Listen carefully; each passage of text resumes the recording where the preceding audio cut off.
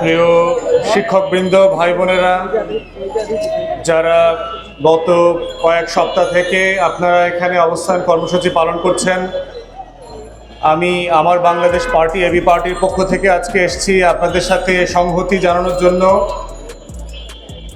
বাংলাদেশ অন্তর্বর্তীকালীন সরকার যারা গত 7 মাস থেকে রাষ্ট্র চালাচ্ছেন এবং গতকালকে আমরা মাত্র দেখলাম যে শিক্ষা উপদেষ্টা পরিবর্তন হয়েছে, আমাদের বক্তব্য খুব পরিষ্কার যে বাংলাদেশের শিক্ষা ব্যবস্থা গত 53 বছরে যেটা গড়ে ওঠে নাই, তার পিছনের একটা বড় কারণ হচ্ছে যে বাংলাদেশ রাষ্ট্রকে যারা চালিয়েছেন গত 53 বছর, তারা চান নাই যে এখানে একটা সমন্বিত শিক্ষা ব্যবস্থা গড়ে উঠুক। তারা কখনো চান নাই যে সকল ব্যক্তিরা এখানে রাজনীতি করেন সেই সকল রাজনীতিবিদ, নেতা কর্মীদের ছেলেমেয়েরা কেউ এই বাংলাদেশে পড়ে না, পড়লেও তারা ইংরেজি মিডিয়ামে পড়েন এবং পড়ে তারা দেশের বাইরে চলে যান।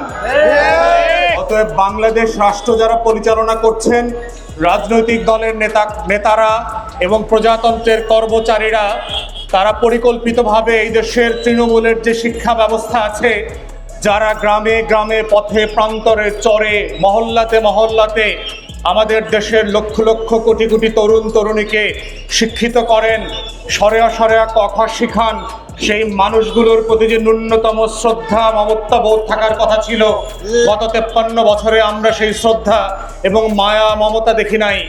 আমরা 24-এর গণ অভ্যুত্থানের পরে যে দায় ও দরদের রাজনীতি আশা করেছিলাম, যে দায় ও দরদের ভিত্তিতে বাংলাদেশ রাষ্ট্রকে নতুন করে সাজানোর স্বপ্ন দেখেছিলাম, যার ভিত্তিতে অন্তর্বর্তীকালীন সরকারের উপদেষ্টাদেরকে আমরা বারবার বলেছি যেই খাতগুলোকে অগ্রাধিকারের ভিত্তিতে ঢেলে সাজানো দরকার, তার ভিতরে একটা হচ্ছে বাংলাদেশের শিক্ষা ব্যবস্থা। কিন্তু আমরা দুঃখজনকভাবে দেখেছি গত 6-7 মাস থেকে বিভিন্ন সেক্টরের শিক্ষকরা, শিক্ষিকারা, কর্মকর্তা কর্মচারীরা, প্রতিষ্ঠান যারা চালাচ্ছেন, তারা এসে সপ্তাহের পর সপ্তাহ, দিনের পর দিন প্রেস ক্লাবের সামনে শাহবাগে আন্দোলন করছেন, তারপরে মানববন্ধন করছেন, স্মারকলিপি দিচ্ছেন, কিন্তু আমরা দেখতে পাচ্ছি তাদের দাবিগুলোকে ন্যায্যতার সাথে বিবেচনা করবার কোনো ন্যায়সঙ্গত উদ্যোগ গত 7 মাসে এখনো নেওয়া হয়নি। তাহলে আমাদের প্রশ্ন হচ্ছে, যেই শিক্ষা উপদেষ্টাকে গত 7 মাসের ব্যর্থতার ফল হিসাবে সরিয়ে দেওয়া হয়েছে, তার ব্যর্থতার আমলনামার খতিয়ানের শাস্তি কি হবে?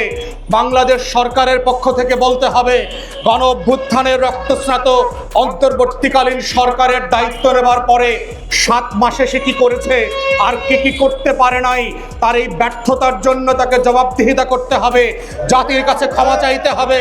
বারে বারে কেন আমাদের হাজার হাজার লক্ষ লক্ষ শিক্ষকদেরকে এসে শাহবাগে মিছিল করতে হয়, পুলিশের পিটুনি আর কাঁদানে গ্যাস খেতে হয়, দিনের পর দিন, রাতের পর রাত? রমজান মাসে কেন ইফতার আর তারাবি বাদ দিয়ে এসে প্রেস ক্লাবের সামনে বসে থাকতে হয় পরিবারকে বাদ দিয়ে? এটা কোনো ন্যায্যতার ভিত্তিতে হতে পারে না। 24-এর গণ অভ্যুত্থান এই কারণে হয় নাই। যারা শিক্ষা মন্ত্রণালয় চালাচ্ছেন সেই সকল আমলাদেরকে বলছি, কেন আপনাদের ভিতরে দায় ও দরদের এই আবদার এবং মমত্ববোধ এখনো তৈরি হয় নাই? কেন আপনাদের স্বভাব চরিত খাইসলাত এখনো পরিবর্তন হচ্ছে না? কেন আপনাদের ডেলিগেশন টিম এখানে আসে না, কথা বলে না, অথবা শিক্ষক নেতৃবৃন্দকে নিয়ে মিটিং করছে না? কেন সপ্তাহের পর সপ্তাহ বসে একটা দাবি এবং ন্যায্যতার কথা বলতে হবে? এটা নতুন বাংলাদেশের চিত্র বলে আমরা কখনো আশা করি নাই। নতুন উপদেষ্টা যিনি এসছেন, আবরার সাহেবকে আমরা বলছি, আপনারা এই ন্যায্যতার ভিত্তিতে সকল শ্রেণীর এবং সেক্টরের যে শিক্ষক শিক্ষিকা, স্কুল কলেজ বিশ্ববিদ্যালয়ের যে দাবিগুলো আছে সেগুলো নিয়ে আপনারা বসেন, সমন্বিত পরিকল্পনা করেন, দফায় দফায় বিভিন্ন রাজনৈতিক দলের গ্রুপিংয়ের রাজনীতি থেকে শিক্ষকদেরকে এবং শিক্ষা প্রতিষ্ঠানকে বের করে নিয়ে আসেন, ন্যায্যতার ভিত্তিতে সমাধান করেন। কোনো রাজনীতির মধ্য দিয়ে শিক্ষক আর শিক্ষা প্রতিষ্ঠানকে দেখলে বাংলাদেশ রাষ্ট্রের শিক্ষা ব্যবস্থা যেভাবে দুমড়ে মুচড়ে পড়ে গেছে সেটা আর ফিরে আসবে না।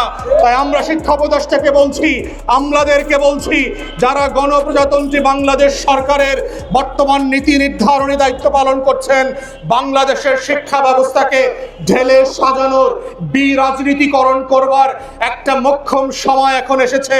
তাই আপনারা রাজনৈতিক দলের শিক্ষক কর্মকর্তা কর্মচারীদেরকে লেন্সে লেন্সে ভাগ করে আলাদা আলাদা গ্রুপিং এর মিটিং না করে সমন্বিত উদ্যোগ নেন। আমাদের শিক্ষা প্রতিষ্ঠানগুলোর সমস্যা কোথায়? শিক্ষকরা কেন ন্যূনতম মজুরি পাচ্ছে না, চিকিৎসা ভাতা পাচ্ছে না, ঈদের বোনাস পাচ্ছে না, এমপিও ভুক্ত হতে পারছে না? 10 বছর হয়ে গেছে, 15 বছর হয়ে গেছে, 20 বছর হয়ে গেছে। কোন কোন শিক্ষক আমাকে বলেছেন 26 বছর ধরে বেতন পান না। এইটা বাংলাদেশ রাষ্ট্র হতে পারে না। এই দেশ লুটপাট করবার জন্য তো কারো অনুমতি নিতে হয় নাই। হাজার হাজার টাকা বাংলাদেশ থেকে লুটপাট হয়ে গেছে এবং এখনো আমলারা লুটপাট করছে। এখনো বিভিন্ন সেক্টরের সরকারি কর্মকর্তা কর্মচারীরা লুটপাট চালিয়ে যাচ্ছে।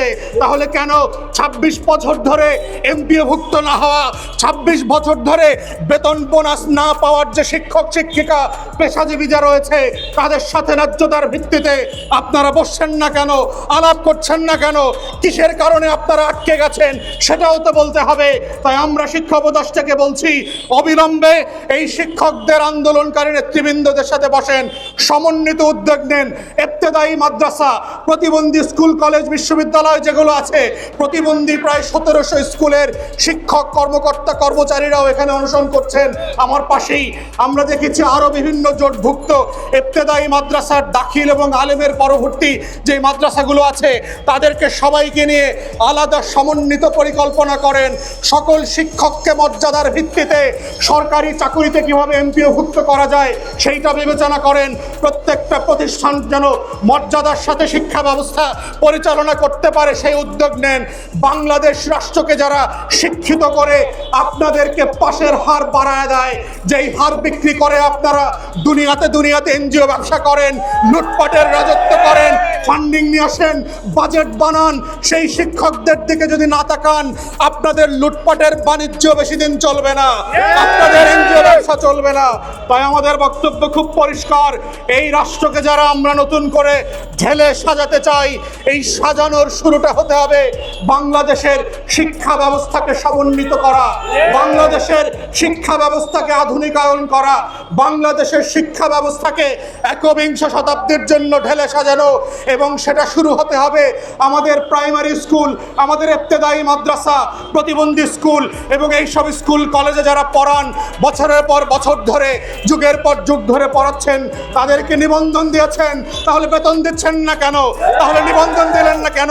ঠিক একইভাবে তাদের যদি প্রশিক্ষণের ঘাটতি থাকে, শিক্ষকদেরকে প্রশিক্ষিত করেন, সিলেবাস পরিবর্তন করেন, আধুনিকায়ন করেন, কারিকুলাম বদলান। এভাবেই বাংলাদেশ রাষ্ট্র বদলে যাবে। কিন্তু শিক্ষকদেরকে অভাবে রেখে শিক্ষা প্রতিষ্ঠানগুলোকে বন্ধু করে দিয়ে, পঙ্গু করে দিয়ে বাংলাদেশ রাষ্ট্র বদলানোর কোনো আয়োজন কখনো সফল হবে না। তাই আমরা এখানে এসেছি আপনাদের সকল ন্যায্য দাবির সাথে আমরা একাত্মতা প্রকাশ করে অবিলম্বে একটা উপকমিটি করবার দাবি জানাচ্ছি, যেই কমিটি বাজেট এবং নিয়মতান্ত্রিক নীতিমালা সাপেক্ষে আপনাদের প্রত্যেকটা স্কুলকে গ্র্যাজুয়ালি এমপিওভুক্ত করবে, শিক্ষকদের বেতন ভাতা বোনাসকে ন্যায্যতার সাথে বাড়াবে, সুযোগ সুবিধা বাড়াবে। এটাই হচ্ছে বাংলাদেশে আগামী দিনের শিক্ষা ব্যবস্থাকে ঢেলে সাজানোর একমাত্র পথ এবং পন্থা। আমরা শিক্ষা উপদেষ্টাকে বলবো, আপনি প্রতিনিধি দল পাঠান, আশ্বস্ত করেন রোজা রমজানের দিনের বেলার দুপুরে পরিবার থেকে যারা বিচ্ছিন্ন হয়ে দিনের পর দিন, সপ্তাহের পর সপ্তাহ প্রেস ক্লাবের সামনে ইফতার করছে, সেহরি করছে, রাতে ঘুমায়, তাদেরকে বাড়িতে ফেরার ব্যবস্থা করেন সম্মানের সাথে, মর্যাদার সাথে। এই আহ্বান জানিয়ে আমার বক্তব্য এখানেই শেষ করছি। সবাইকে অসংখ্য ধন্যবাদ। আপনাদের আন্দোলনের সাথে, লড়াইয়ের সাথে আমাদের একাত্মতা চলছে এবং চলবে। আসসালামু আলাইকুম।